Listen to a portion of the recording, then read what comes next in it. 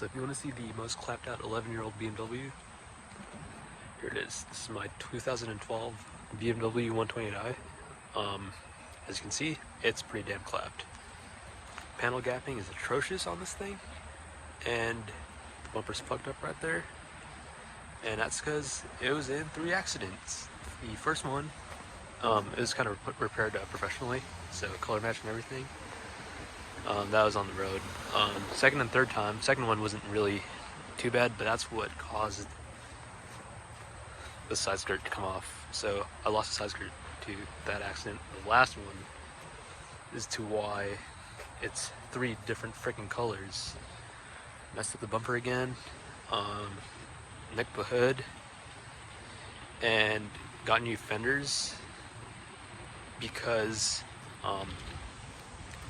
where it mounts to the headlight on that side, it was ripped. So I was like, might as well get some 2 new fenders just because I'm planning to get the car wrapped.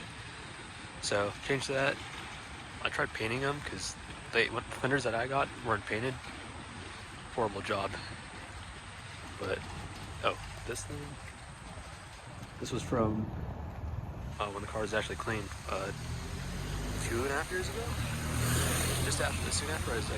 Soon after I got the car, I ran 265s, and they basically kept making contact against my fenders. Finally cracked them after bottoming out so many times. Never do that. Also, this car is slow as fuck, so yeah, I don't know why I ran 265s, but something I wouldn't recommend on a stock 120i that probably makes 190 crank. Yeah, it's auto. I know you get a lot of backlash for that, but at the time I was supposed to get a Veloster, and lo and behold, the car wasn't ready. So impulsively picked this thing because I've had a BMW before, E36s, and I was like, this might do. Yeah, interior's alright. Still stock seats and everything. So this part right here, there's supposed to be like a plastic covering panel.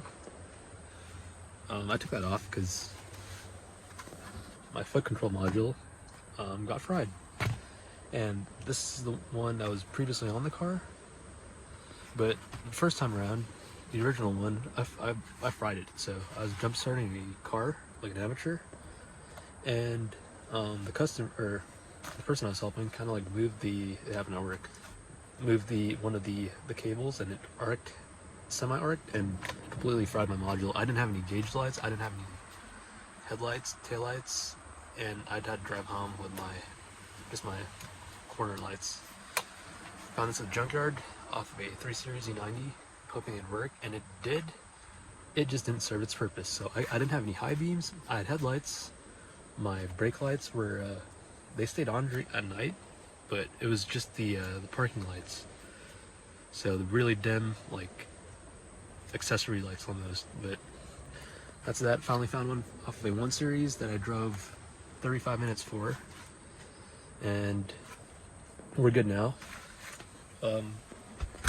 Yeah, everything's pretty much just, I treat it like a car that I drive every day. I don't drive this car every day, but I definitely abuse the shit out of it. And honestly, here's the general misconception that people think BMWs are unreliable, and this thing has been super solid.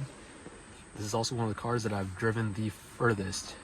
One of the cars I've owned that I've driven the furthest, and that's to Northern California. I'm in SoCal right now, and back, and I took it to Vegas once, so it's been solid. Only thing I replaced was the water pump, and that's normal because mine failed at about 110,000 miles, and yeah, it was like 50,000 miles ago. Normal wear. It's gonna happen to every BMW of this gen with the N52. This is not a turbo car. It's an inline 6, naturally aspirated. So that's a common problem with both those cars, both the turbo and the NA1. So yeah, 100,000 miles or less, water pump goes bad. Oil filter housing gasket I also replaced because it was mixing with my coolant, and I thought I had a gasket issue. And it didn't help the fact that at the time my car was overheating, and I was like, oh well shit, what's going on? Turns out I just had air in the system and I bled it like 4 times. This was about a year and a half ago and it's never overheated since, so got that out of the way. But yeah,